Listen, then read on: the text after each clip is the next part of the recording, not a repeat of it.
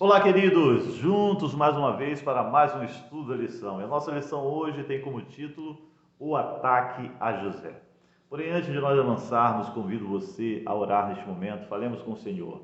Querido Deus e Pai, conceda-nos luz e entendimento da Tua Palavra, em nome do Senhor Jesus. Amém.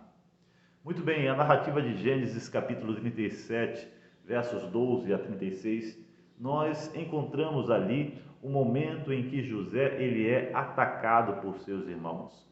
Nós vimos ali nos versos 1 a 11 do capítulo 37 o grande ódio que estava acumulado no coração dos irmãos para com José, devido ao fato de José ser favorecido pelo pai, mais do que os outros filhos.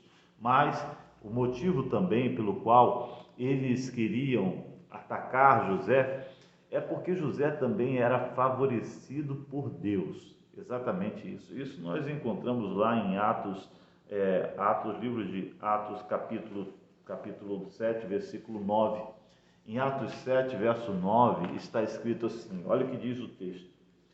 Diz bem assim: os patriarcas, invejosos de José, venderam-no para o Egito, mas Deus estava com ele. Vejam que eles tinham inveja de José. Inveja porque o pai o preferia em detrimento dos outros irmãos. Inveja porque José, ele tinha os seus sonhos. E os sonhos de José sempre mostrava José sendo favorecido mais do que seus irmãos e favorecidos por Deus. Inveja porque José havia recebido um presente do pai, uma vestimenta que mostrava a preferência e a intenção do pai em colocá-lo como primogênito sobre seus irmãos, pois a veste que José recebeu era uma veste festiva, uma veste de príncipe para andar no dia a dia, para trabalhar. Sabe, nós quando analisamos a história, nós vemos que como é complicado lidar com a questão do ciúme, com a questão da inveja. Você talvez já tenha vivido isso, quem sabe no seu ambiente de trabalho, né? Quem sabe entre os amigos, ou até mesmo em casa. Isso também pode acontecer em casa. E nós temos que ter muita sabedoria, muito discernimento. Temos que orar a Deus para que Deus nos conceda discernimento para aprender a lidar com isso. Pois aqui nessa narrativa, dos versos 12 a 36, nós podemos observar do que é capaz o coração humano e vemos o quanto o mal realmente ele está enraizado na natureza humana. Aqui ficou claro nessa narrativa bíblica do que é capaz de fazer o ser humano. Perceba, eles estavam prontos a tirar a vida do próprio irmão, mesmo sendo irmão de sangue, eles estavam ali determinados e não estavam preocupados com o sofrimento que isso iria causar ao pai. Sabe, aqui, queridos, nós vemos que realmente somente a graça de Deus para conduzir o ser humano, ainda que Deus tivesse escolhido, né, a Jacó e aos filhos de Jacó para uma aliança, percebemos que realmente não é por meio dos méritos, mas por meio da graça. Porque quando olhamos, né, o histórico destes filhos de Jacó, quando olhamos o histórico, quando olhamos a maldade, quando olhamos as coisas que eles fizeram, se fosse nós fazermos um processo seletivo, certamente eles estariam desclassificados.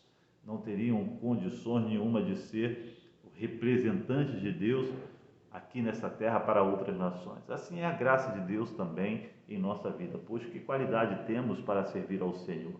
Nosso coração é imperfeito, a nossa mente é pecaminosa. Mas, contudo, eu quero analisar com vocês que vemos ali nitidamente que o ódio deles por José se concentrava em alguns fatos. Primeiro, né, nós vemos ali o pai dando ordem a José para ver os irmãos, ou seja, José ele foi colocado como supervisor sobre os seus irmãos e ele era um informante. Isso era algo que realmente trazia muito ódio, porque ele levava as más notícias ao pai. O segundo ponto que nós vemos aqui é por conta dos sonhos. Eles disseram: lá vem o tal sonhador. Os sonhos de José perturbava os irmãos, pois os sonhos sempre, como já disse aqui, colocava José numa posição elevada em relação a eles. E o terceiro ponto que nós vemos na narrativa dos versos 12 a 36 é quanto o presente que José ganhou do pai, aquela veste festiva, aquela veste de príncipe. Perceba que a fúria vai logo, quando eles vão para José, a primeira coisa é tirar aquela veste festiva, é dar um fim naquilo ali. E mais tarde, quando eles vão levar a notícia ao pai, eles mancham aquela veste de sangue e levam aquela veste ao pai, ou seja, aquela vestimenta estava sempre ali. Nós precisamos tomar muito cuidado mesmo, até mesmo com aquilo que aparentemente são bênçãos, mas como nós apresentamos essas bênçãos às outras pessoas. As pessoas são invejosas e o inimigo se aproveita disso. O inimigo, ele não se alegra com a sua vitória, não se alegra com as bênçãos que você recebe de Deus e fará de tudo para tentar te destruir. Eu só quero terminar aqui esta lição dizendo para vocês o seguinte: Deus esteve com José. Quando ele saiu para procurar os irmãos em Siquém e eles não estavam ali, ele foi alertado por uma pessoa que eles haviam ido para Dotã e ele estava perdido, e ali ele foi direcionado.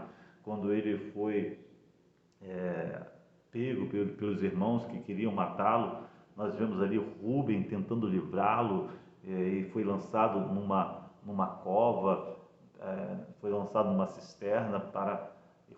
A intenção de Rúben era salvá-lo.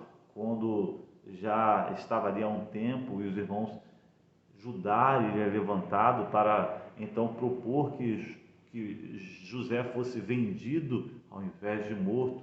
Ele foi vendido para os medianitas, como nós sabemos, e lá os medianitas venderam para o Egito, para Potifar, que era comandante do exército de Faraó. O fato é que em tudo isso nós vemos Deus guiando a vida de José.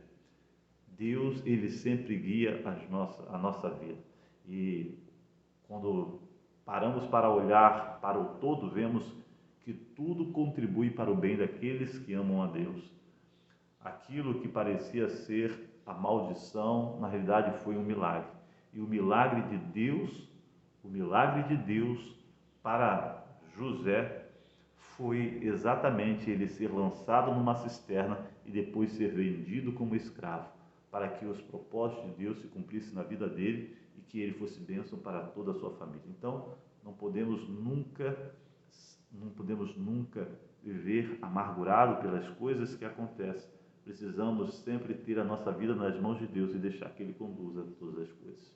Que Deus te abençoe, um forte abraço e até a próxima.